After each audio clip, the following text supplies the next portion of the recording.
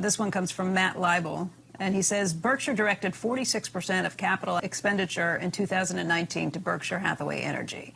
Can you walk us through with round numbers how you think differences in CapEx spending versus economic depreciation versus GAAP depreciation, and help explain the time frame over which we should recognize the contracted return on equity from these large investments as we are shareholders as we as shareholders are making in Berkshire Hathaway Energy? Right. So when we look at Berkshire Hathaway Energy and their capital programs, we try to really look at it as it was highlighted, really in a couple different packages. One, what does it actually require to maintain the existing assets for the next 10, 20, 30 years? i.e., it's not incremental, it's effectively maintaining the asset, the reflection of depreciation. And our goal is always to clearly understand across our businesses, do we have businesses that require more than our depreciation or equal or less? And happy to say with the assets we have in place and how we've maintained the energy assets, we generally look at our depreciation as being more than adequate if we deploy it back into capital to maintain the asset. Now, the unique thing in the lion's share of our energy businesses that are regulated, and that exceeds 85% of them, 83% of them, we still earn on that capital we deploy back into that business. So it's not a traditional model where you're putting it in, but you're effectively putting it in to maintain your existing earnings stream. So it's not drastically different, but we do earn on that capital. But what we do spend a lot of time, and that's what, when Warren and I think about the substantial amounts of opportunities, that's incremental capital that is truly needed within new opportunities. So it's to build incremental wind, incremental transmission that services the wind or other types of renewable solar.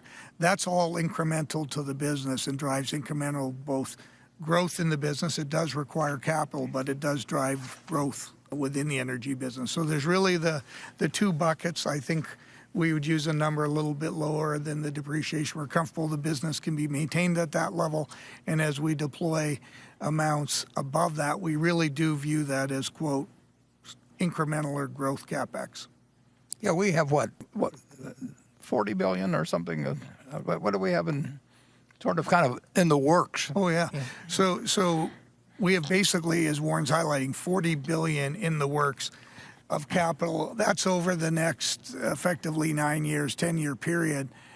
Approximately half of that we would view as maintaining our assets. A little more than half of it's truly incremental, and those are known projects we're going to move forward with. And I would be happy to report we probably have another 30 billion that aren't far off of becoming real opportunities in that business. Now, as Warren said, that takes a lot of time, it's a lot of work. The transmission projects, for example, we're finishing in 2020. Were initiated in 2008 when we bought Pacific Corp. I remember working on that transmission plan, putting it together, thinking 6 to 8 years from now we'll have them in operation. 12 years later, and over that period of time we earn on that capital. We have invested, and then when it comes into service we earn on the whole amount. So we're very pleased with the opportunity, but we plant a lot of seeds, put it that way. Yeah, and these are not, it's not like they're super high return thing, but they're decent returns and over time, and we're almost uniquely situated to deploy the capital as opposed. I mean, you could have government entities do it too, but in terms of a private enterprise, and they take a long time. They earn decent returns. I've always said about the energy business, it's not a way to get real rich, but it's a way to stay real rich, and we will deploy a lot of money at decent returns, not super returns. And you shouldn't earn super returns on that sort of thing. I mean, it does. You are getting rights to do certain things that governmental authorities are authorizing, and they should protect consumers, but they also should protect people that put up the capital. And it's worked now for 20 years, and it's got a long runway ahead. All right, this next question comes from Jason in New Jersey. As both a Berkshire and Occidental shareholder, I was encouraged to see your investment in the company. But with passing weeks, it became evident that your investment facilitated Occidental management's ability to avoid a shareholder vote on the Anadarko acquisition, a very shareholder-unfriendly outcome. This deal proved to be irresponsible and expensive from an Oxy perspective and ultimately very value destructive for Oxy shareholders.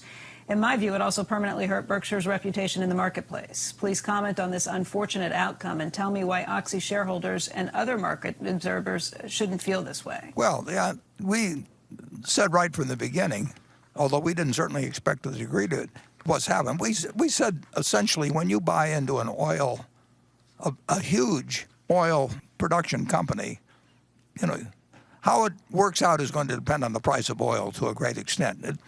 It's not going to be your geological home runs or super mistakes or anything like that. It is a investment that depends on the price of oil. And you know, when oil goes to minus $37, it's happened the other day for I guess it was the May contract. You know, that's off the chart. And if you own oil, you should only own oil if you expect these prices to go up significantly. I don't know whether they'll go up significantly or not. We're in the transaction. Our commitment was made on a Sunday when the management of Anadarko favored Chevron, and Chevron had a breakup fee of $1 billion, and Occidental people have been working on it for several years, and it was attractive at oil prices that then prevailed. And it doesn't work, obviously. It doesn't work at $20 a barrel. It certainly doesn't work at minus $37 a barrel, but it doesn't work at $20 a barrel. And everything the oil companies have been doing, whether it's Exxon or Occidental or anybody else, it doesn't work at these oil prices. That's why oil production is going to go down a lot in the next few years, because it does not pay to drill. Now, that's happened at other times in the past, but the situation is, you know, you don't know where you're going to store the incremental barrel of oil, and oil demand is down dramatically. And for a while, the Russians and the Saudis were trying to outdo each other in how much oil they could produce. And when you've got too much in storage, it doesn't work its way off that very fast. Now, you will have production of oil go down in the United States significantly. It does not pay to drill in all kinds of formations that it paid before, and it doesn't pay to have paid the price that oil was trading at in the ground a year or two ago. And to that extent, if you're an Oxy shareholder, you know, or any shareholder in any oil producing company, you join me in having made a mistake so far in terms of where oil prices went. And who knows where they go in the future. Let me follow up with this one then. This one comes in from Manish Bal, who says, is there a risk of permanent loss of capital in the oil equity investments? Well, there certainly is. You know, there's no question. If oil stays at these prices, there's going to be a lot of money, a whole lot of money, and it'll extend to bank loans, and it'll affect the banking industry to some degree. Not, it doesn't destroy them or anything, but there's a lot of money that's been invested that was not invested based on a $17 or $20 or $25 price for WTI, West Texas Intermediate oil. But you can do the same thing in copper. You can do the same thing in some of the things we manufacture. I mean, but with commodities, it's particularly dramatic. And, you know, farmers have been getting lousy prices, but to some extent the government subsidizes them. I'm all for it, actually. But if you're an oil producer, you take your chances on future prices, unless you want to sell a lot of futures forward.